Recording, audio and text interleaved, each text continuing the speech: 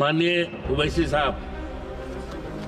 शुक्रिया मोहतरम सर, मैं इस बिल की मुखालिफत में खड़ा हूँ। इस बिल में सेक्शन 5 को तरमीम करके ये बताया जा रहा है सरकार की तरफ से कि scope, nature, category of the officers, employees को वो लोग खुद तकर्रुर कर सकते। But if you see section 5(1) sir, ये this is just a cosmetic amendment because section 5(1) says the national authority can exercise this power only with the prior approval of central government. Now this greatly undermines the purpose of the amendment. Basically there is no decentralization. Sir, this bill fails to set minimum standards and conditions so as to ensure that it is not filled by bureaucrats with limited knowledge of disaster relief and mitigation. Sir, sections in 18(1), section CA is being added. Now it requires that the district plan has to be prepared in accordance with the national and state plans, sir, but at the hyper-local level, local authorities should retain the power to shape specific measures for disaster relief, and local plan should complement the national plans and not the other way around. Sir, the current definition of disaster and disaster risk is very restrictive, sir. It does not include some of the major national disasters like heat waves and pollution. Sir, globally, heat waves are accepted as climate-related disaster, giving the ramification on ecosystem, human health. Sir, thousands of people die in our country because of heat wave. This should be included. Death of heat wave should be included in the definition, sir. The government of India, our foremost medical research institute like ICMR, sir. A study done by Pandey and Anamika found that 16 to 70 lakh deaths were attributable to air pollution in India in 2019. So this definition of disaster should include air pollution and heat waves, sir. Sir, I request the government to examine our country should have a debate that why can't we start our academic year in mid-August, because of climate change reality now. Because of climate change, heat waves, floods, heavy rainfall, sir, are happening in month of July, August, and sir, this we can save human lives and economic loss, sir. Sir, another important point, there's always a lag in distribution of SDRF funds for 3 months to a year, sir, after the time of disaster. And after the flood is announced, after relief is announced. My request to the government is that immediate measure that SDRF amount due to the state for a year should be released at the beginning to the year, as most of the calamities, heat strokes and floods happen between May and October, sir. Sir, the scale of finance at SDRF for relief is ridiculously low. For example, 60,000 per kilometer for district and rural roads. Who will make, sir? This road is 60,000 rupees. Please tell us.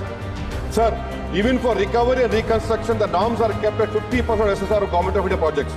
It is 55 lakhs per kilometer for roads. Who will build 55 lakhs?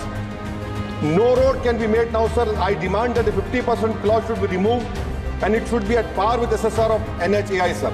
So now coming to PDNA, it is taken to assess the requirement for recovery and reconstruction of the existence of NDMA.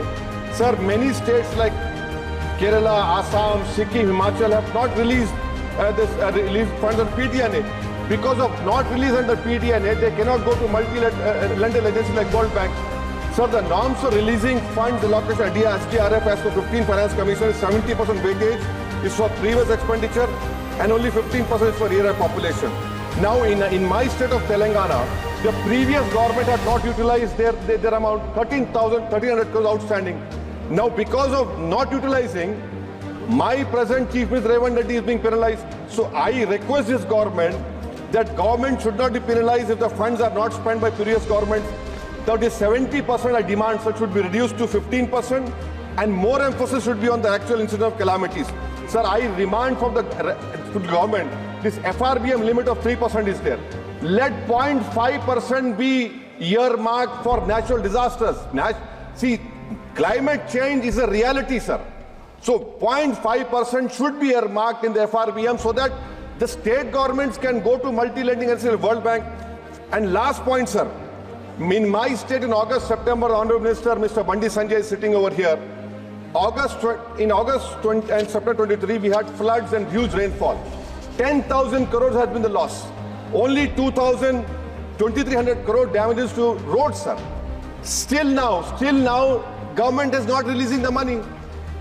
Districts like Mahbubabad, Suryapet, Khammam and Warangal have suffered huge losses.